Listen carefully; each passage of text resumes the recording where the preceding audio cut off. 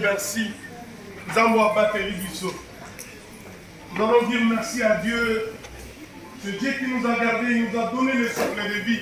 Il y a d'autres gens qui sont morts. Il y a d'autres gens qui ont fait des accidents. Mais nous, l'Éternel, Dieu nous a gardés.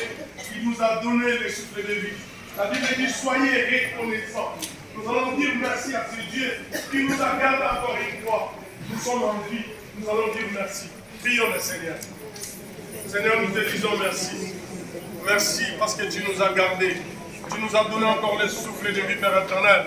C'est toi qui as permis que nous soyons là, Père éternel. Oh Dieu de grâce, c'est toi qui connais, Père éternel, les autres. C'est toi qui nous as donné, Père éternel, la vie, mon Dieu, mon roi. Je suis reconnaissant pour le souffle de vie. Je suis reconnaissant pour tout ce que vous avez fait. Je suis reconnaissant parce que tu nous gardes encore une fois.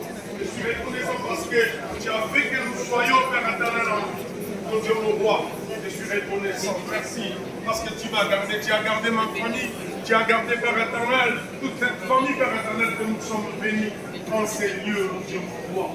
Que l'éternel soit glorifié, Jésus-Christ de Nazareth. Nous te bénissons parce que tu es Dieu, le seul vrai Dieu l'unique, et que nous avons ainsi prié, et nous disons Amen. Amen. Est-ce qu'on peut acclamer Jésus?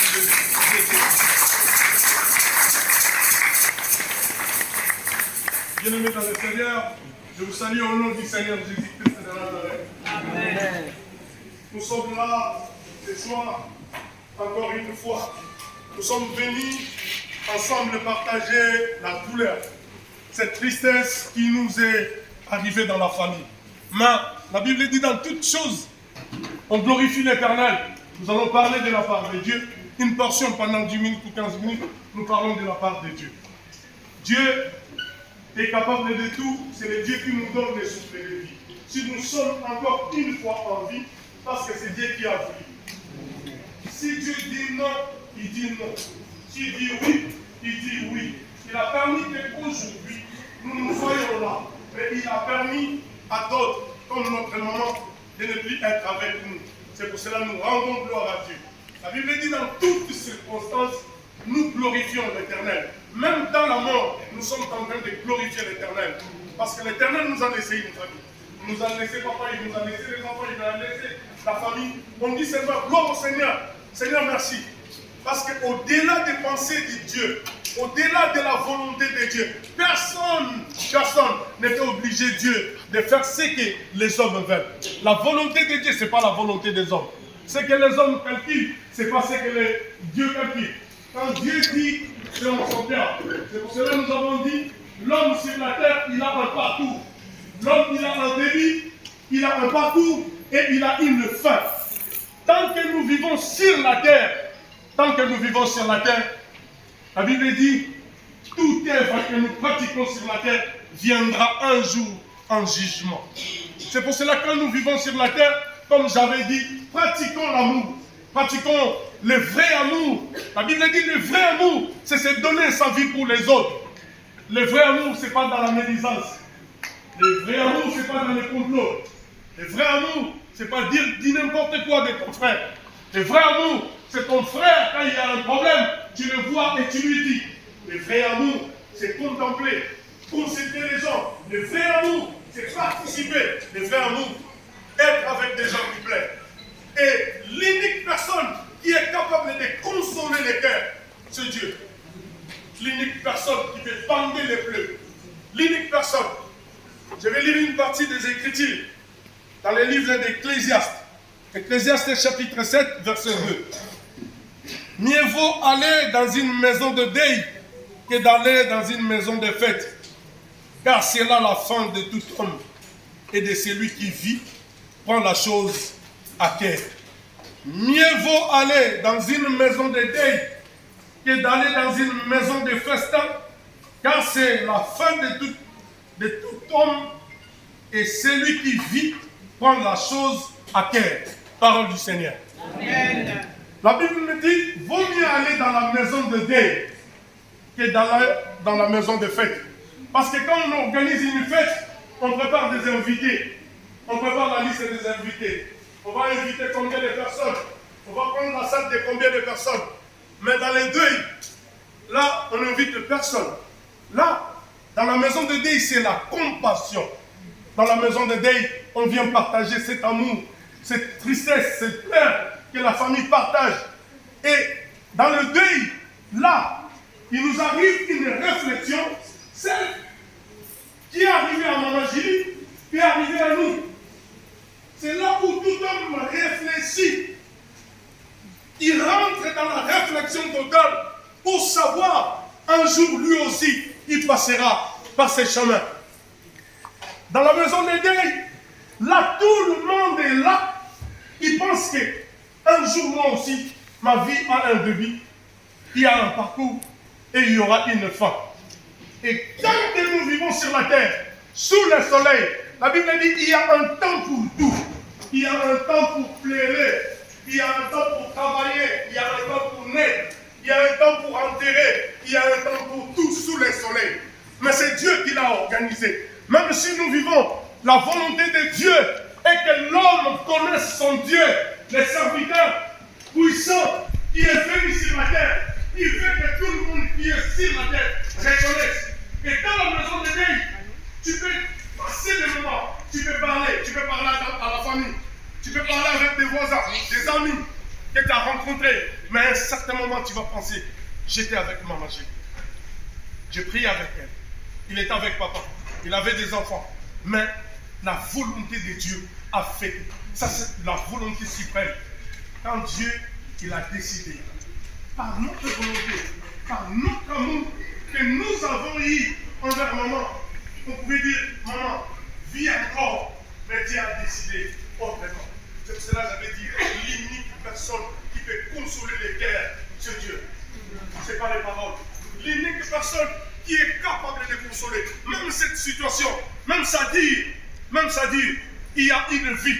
Après la mort, il y a une vie. La vie de maman s'est terminée. Mais nous qui sommes restés sur la terre, nos œuvres sur la terre, un jour viendront en jugement. C'est pour cela que depuis que j'ai commencé à prêcher, j'ai dit, ça c'est la première fois que j'ai dit aux gens, pratiquons le vrai amour. Pratiquons. Tant que nous vivons sur la terre, pratiquons le vrai amour. Or, les grands commandements, c'est aimer nous les uns et les autres. Nous aimons Dieu, Dieu que nous ne le voyons pas, mais nous voyons Dieu à travers ton frère qui est à côté. Nous voyons Dieu à travers ta famille, à travers tes enfants qui sont à côté. Il vaut mieux aller dans la maison de Dieu. On ne vit que personne. Les gens viennent pour partager cette douleur, cette tristesse. Là, il n'y a pas des invitations. Il n'y a pas la liste des invités. Mais les personnes viennent pour partager ensemble. C'est pour cela, bien aimé, quand nous vivons sur la terre, pensez aussi à votre vie. Qu'est-ce que vous faites sur la terre? Il y a beaucoup de gens aujourd'hui qui sont des ennemis. Il y a beaucoup de familles qui se déchirent. Il y a beaucoup de familles qui ne se parlent plus. Il y a beaucoup de familles qui ont des problèmes. Mais votre vie, un jour, il y aura une fin. C'est pour cela que j'exhorte à une personne ce soir. Dieu est capable de tout. Aujourd'hui, c'est le tour des mamans. Peut-être demain, c'est mon tour. Peut-être c'est votre tour. Mais un jour, toute œuvre que nous faisons sur la terre, la Bible dit, il est réservé. Il est réservé. Il est réservé. C'est-à-dire, tout homme sur la terre a sa réservation. Vous avez votre réservation. C'est comme un voyage. Vous avez votre réservation. Tout homme, il est réservé à tout homme de mourir. Hébreux chapitre 9, verset 27. Il est réservé à tout homme de mourir une seule fois. Et après quoi viendra le jugement. Or, si nous lisons toujours la parole dans Ecclésiaste chapitre 12, à la fin, le dernier livre d'Ecclésiaste, le dernier chapitre, la Bible dit, écoutons la fin du discours. Crains Dieu et observe ses commandements. C'est là que doit faire tout homme.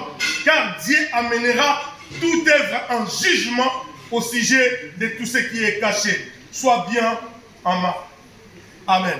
Amen. Toute œuvre viendra en jugement. C'est inutile de faire le mal aux autres. Aimons-nous les uns les autres tant que nous sommes vivants. Aimons-nous. Nous sommes là aujourd'hui. Nous sommes en train de manifester cet amour envers la famille. Nous sommes en train de manifester cet amour. Mais cette douleur de guerre, personne ne peut le venger si ce n'est que Dieu. Personne ne peut les consoler. Personne ne peut l'enlever. Si ce n'est que Dieu. J'exhorte à une personne. Pratiquons le bien. Pratiquons le bien tant que nous vivons. Vous voulez aider une personne tant qu'il est vivant, aide-lui. Vous voulez participer à cette souffrance de la personne tant qu'il est vivant, aide-le. Mais un jour, tout ce que nous faisons sur la terre viendront en jugement. Et aujourd'hui, si nous ne sommes pas là, que nous serons là. J'ai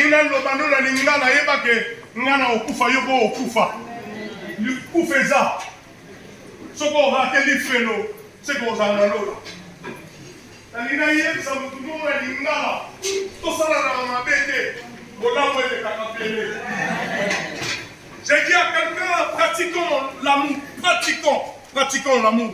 Parce que ce qui est là au koufi, maman c'est un si. Œuvre nyonso, ni Bible dit que posera en jugement un jour. Amen. Amen. Est-ce qu'on peut acclamer la parole de Dieu?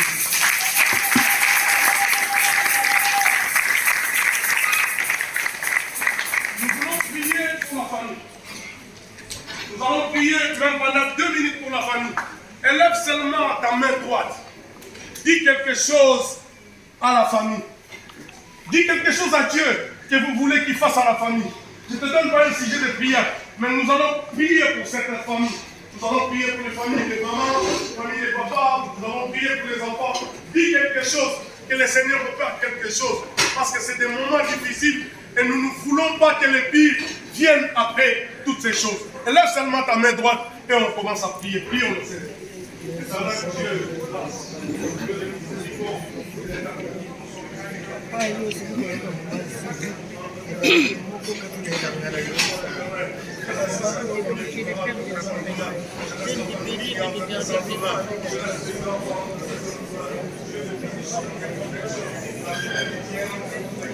Seigneur, protège-les en toutes choses, Dieu. Pendant les jours, protège-les. Pendant la nuit, protège-les. Pendant leur séjour éternel, leur vie, notre Seigneur, prends soin de nous. Leur en toutes choses.